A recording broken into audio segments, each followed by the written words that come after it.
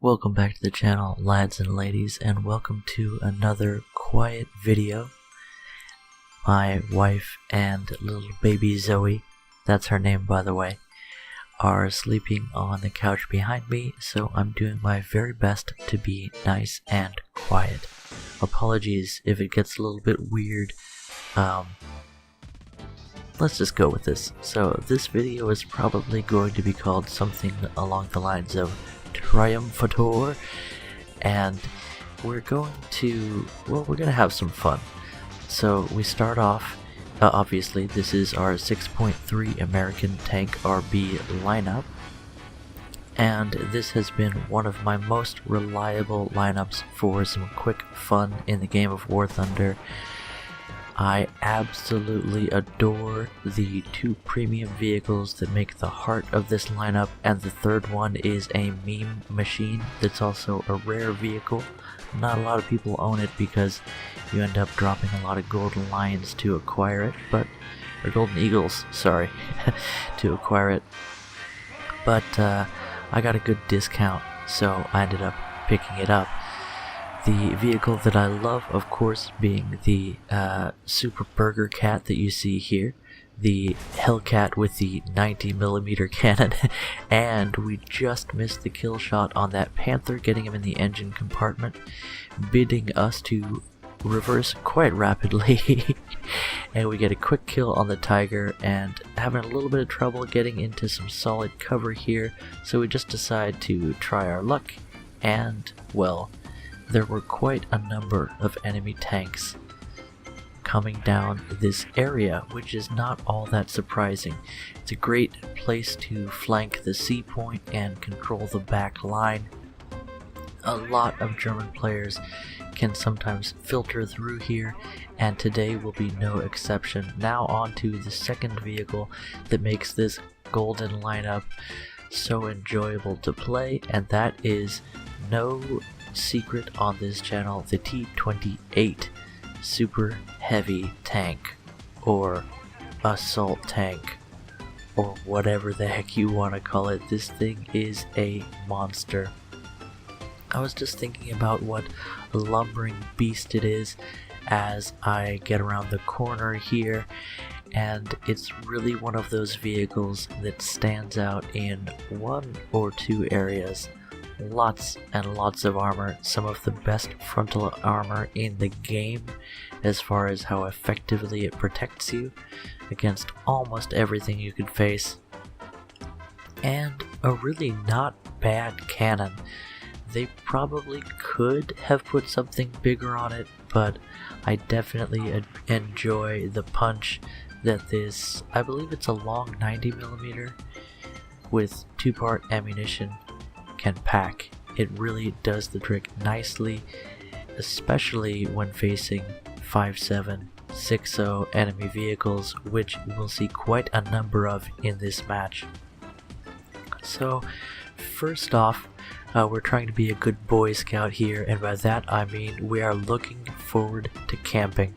This IS, I think that's an IS-1, is in something of an awkward position. I'm really not trying to jostle him too badly here because I know how annoying that is when someone knocks you around when you're trying to position, but I really do want to set myself up on this corner, and he's just not giving me the room that I need. I really should have pulled forward just a bit more, but I'm very cautious about exposing my sides on account of I only have 50mm of armor on the sides of this vehicle, a very effective balancing factor that could argue for allowing this to continue to be a 6.3 vehicle, although it is a monster when its flanks are secure, as you are about to see.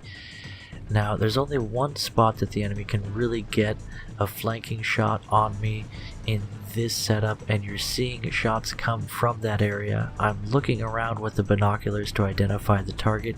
There he is. Jagdpanther, I should say. Fantastic vehicle, lots of fun.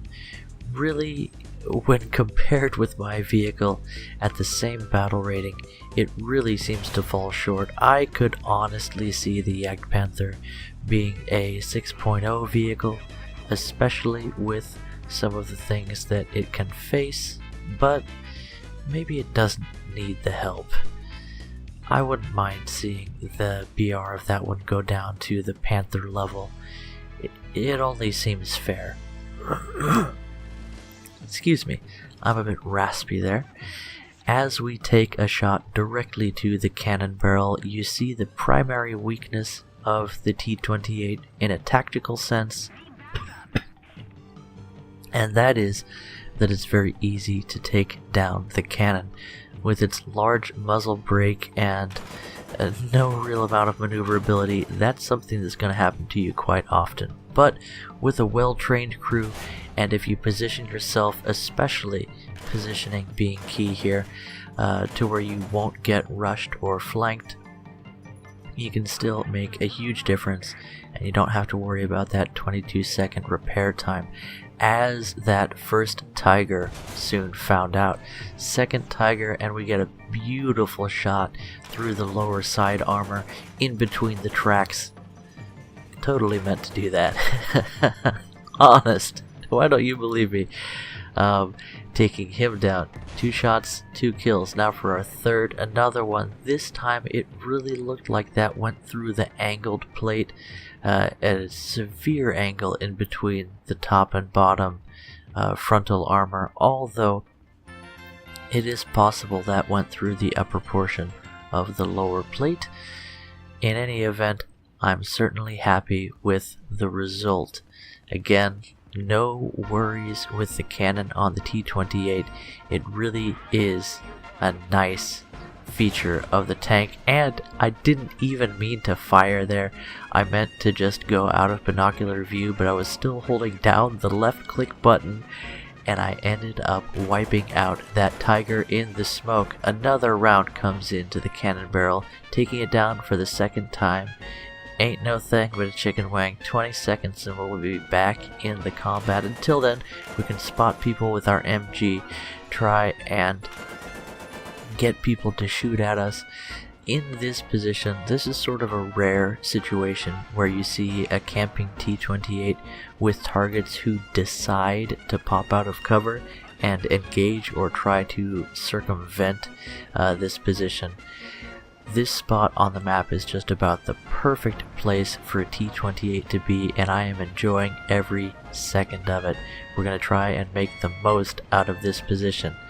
Again, this video brought to you by the Boy Scouts Association of America. It's in the title. And another time, another shot, another tank goes down. We're top tier. We're not being harassed by aircraft. We currently have a cannon barrel. No one's flanking us. Life is good. So we continue to bleed the enemy team here. And if you're looking for trick shots, well, there you go. A binocular shot, lining up the cannon, and then firing quickly. A little bit of an awkward phase here as we try and play a little bit of AA, but we really have to be careful about our angle so we're not able to line up the 50 cal on that enemy airplane. I've talked in the past about assigning a control to the anti-aircraft weaponry and switching between AA control and main gun control. That really helps you with taking down those pesky aircraft, especially if they persist, and just being able to directly control the AA gun on the roof of these American vehicles can really help out in certain situations. Definitely something to look into as we take a speculative shot into the area where we think an enemy tank is. Turns out that was an Italian M26, and we get a shot into his engine compartment that fragments and just blows up every dang thing in his tank. Another shot, another kill, this time taking out the very difficult to kill Dicker Max. He shan't be maxifying anyone else. in this round. What do you mean maxifying? Well, whatever. I'm just having a good time. Again, our task for the day, our daily task, if you will, is to win the battle, getting the appropriate place in the team, and I'm definitely enjoying myself in this match. This is my first match after picking up that daily task, and I've got to say I'm looking forward to checking off half of that task with this battle. I anticipate that I will be doing very well in this match already, sitting comfortably near the top of my team, just in the perfect spot. There are few times where it's really the best option to camp a zone, but on this particular map, in this particular spot, especially with how popular this flank has been, I really don't see any problem in camping my turtle here. And now we decide to push up a bit. We have a little bit of cover, and frankly I just want to stir things up and see what happens. I'm definitely free to die here. There are a lot of options in my lineup for me to take out and have some fun if my T-28 should die, and that's one of the things that I've really been enjoying about my American lineup.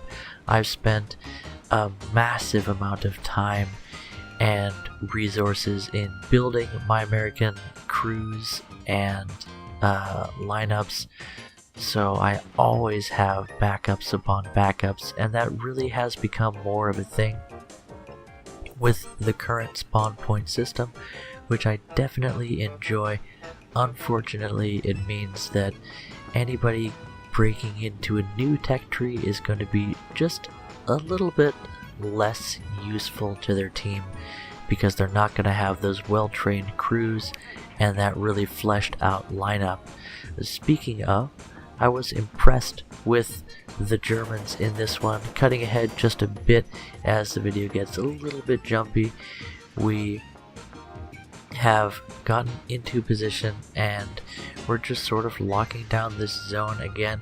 I was gonna see if I could push up any more, but well, the match is winding down to a close. We've done our part, we've bled the enemy team of backup vehicles, we've shut off a good portion of the map, and it's soon to be GGWP for everyone. Again, apologies for the jumpy video. My computer is sort of straining at the bit when it comes to making these videos, and again, if you would like to donate to the toshiothunder PC fund, there is no way for you to do that. I don't make any money off of making videos right now, and we'll see, maybe one day, but not yet. Finally, a tiger decides to present himself to Senpai and give me my last kill of the match. He put a round directly into our cannon barrel, but it only turned it yellow. Somewhat disappointing for him, I'm sure. I really feel like he earned the right to take down my cannon barrel there, but that is the way the cookie crumbles. Oh my gosh, toddlers, they turn everything into a bajillion crumbs. I've been talking with my wife about buying a hand vacuum cleaner, and you know you have kids when you're super excited about having a little vacuum to suck up all those crumbs. Anyway, for now, I'll just have to continue manually blowing and sweeping them off of my mouse pad, which, by the way, is apparently sovereign territory of Tank Babytopia, because Guppy keeps on claiming my mouse pad for her shenanigans, and every time she has a handful of heavy objects to sort, she puts them on my mouse pad and happily plonks them there as we take down that panther that was harassing our M18 friend. We're jumping into the next match we had after that one I just showed you. Again, good results all around. I really did have a good time with that one. And we've just captured the point and gotten our first kill. and this is going to be something of a different video. Again, I mentioned that I love the Super Hellcat. It really is a very fun vehicle, and it has to do with the fact that you have a very reliable gun. The American 90mm at this battle rating is not bad at all, and it has a fantastic kill rate. If you do punch through the armor of an enemy tank, it just blows up every dang thing inside that vehicle. Very satisfying. Reliable ballistics. Once you get used to using the 90mm, you can place shots quickly and with great accuracy, unless you're me. That one was kind of disappointing. Also a little bit disappointed that that hit from the 90mm did not take down the track of that flak bus, but well, you kind of take what you can get. By the time we get sight on him again, we pull off another snapshot, but it's definitely time to spray with the 50 cal, an endeavor that turned out to be quite successful. And now that we've flanked him, we put a 90mm into his ammo rack, and of course it doesn't blow up, because why would it? And then he gets taken down. I've noticed the ammo rack on the flak bus, the flak 88, is very difficult to get to actually explode and destroy the vehicle, and that's kind of disappointing because the flak 88 can be very tricky to take down even at higher tiers. As you see, it's still being used today. Now I stop and I do a bit of listening. In fact, I heard that enemy Panther before I came around and sprung the trap on him, and before he engaged my friendly, what was that, an M41 Walker Bulldoge, I think? No, it was an M18, I forgot. Bulldoge is coming into this game later on. And so it's always a good idea, especially if you're sitting in a dead end or some rarely traveled space of an urban map, to turn up your ears and turn off anything you've been listening to in the background and have a good listen. It really can pay off, especially in a light vehicle like the M18. And another reason that I enjoy playing the Hellcat, especially the Super Hellcat at 6.3, is that your vulnerability in terms of armor and survivability really leads you to use your advantage in mobility to the best of your ability. And at 6.3, the Super Hellcat is not quite the standout speedy boy when compared with the competition that you see at 5.3 with the standard M18.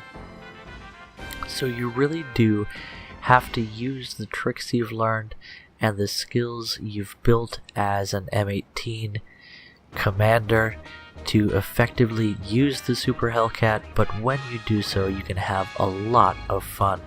As you see, we've already picked up, I think it's, just one base cap, maybe two by this point, and we're going to end up with 4 base caps and 4 kills in this life, and I think that is definitely a good run of contribution.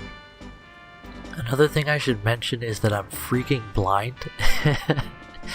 The graphics on my monitor are not the best. It's actually a television that's sitting across the room from me, and because it's rather late in the night, it's I think 8 o'clock that I set my computer to go into night mode, where the colors are shifted toward the softer colors to convince my brain to start going to sleep, and that's all very helpful for my personal health and not being restless at night, but it's not all that helpful for me telling the difference between a bush and an enemy tank without jumping into the binoculars. So my apologies if that gets a little bit tedious for you to see me rub my eyes and double take all the time, but that's just the way things are going to be. And yes, we are sitting outside the enemy spawn, and no, I don't really mind too badly. As we see the enemy tank explode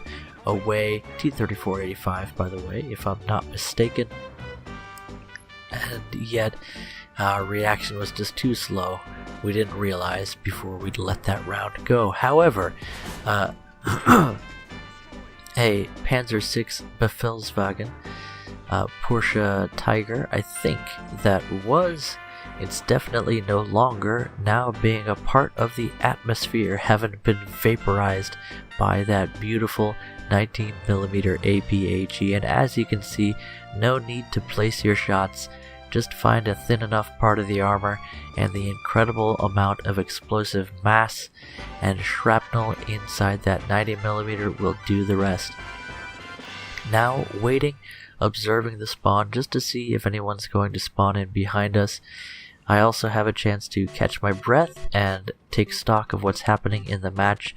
Looking at the capture zones, it's definitely time to take some of those back. So I'm setting my course and I'm picking my path here in a zone that is less likely to be frequented by people who have not just spawned in.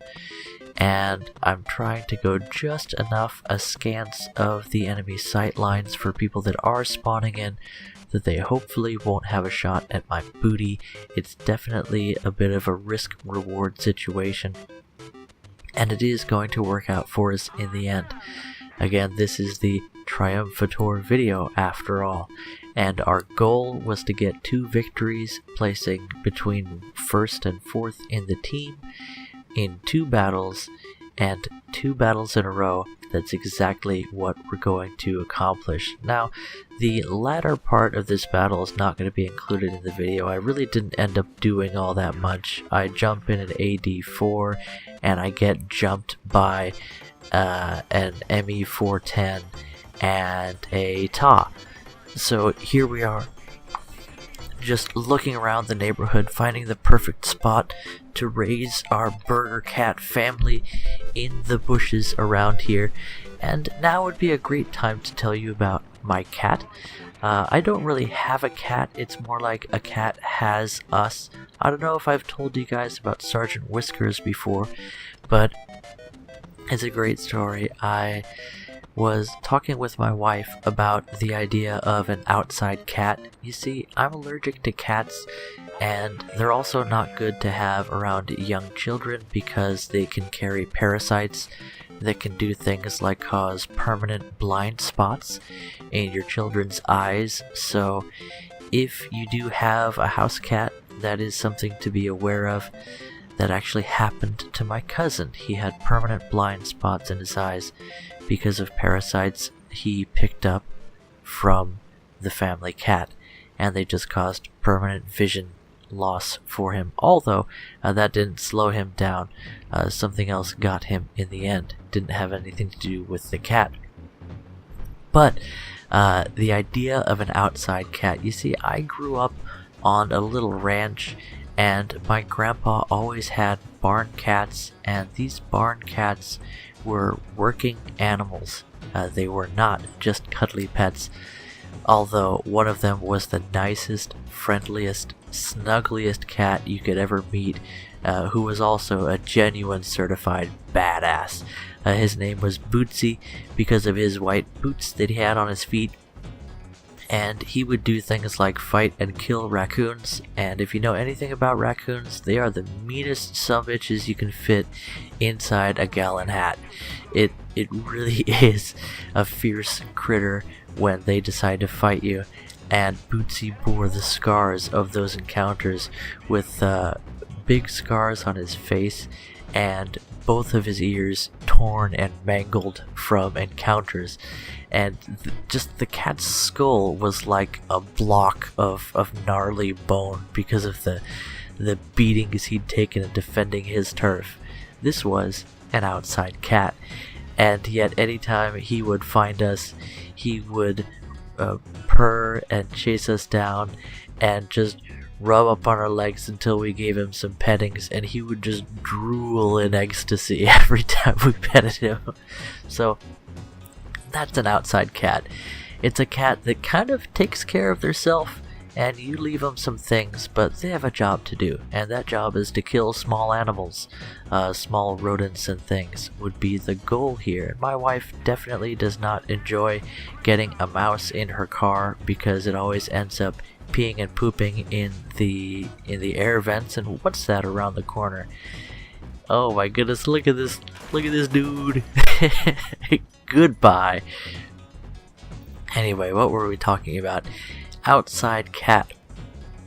So that was sort of the kind of thing I wanted to acquire. I was like, hey babe, let's get an outside cat, because I'm allergic to cats, but if the cat lives outside, then it wouldn't be a problem. And well, that's just not something that she was willing to do to a cat.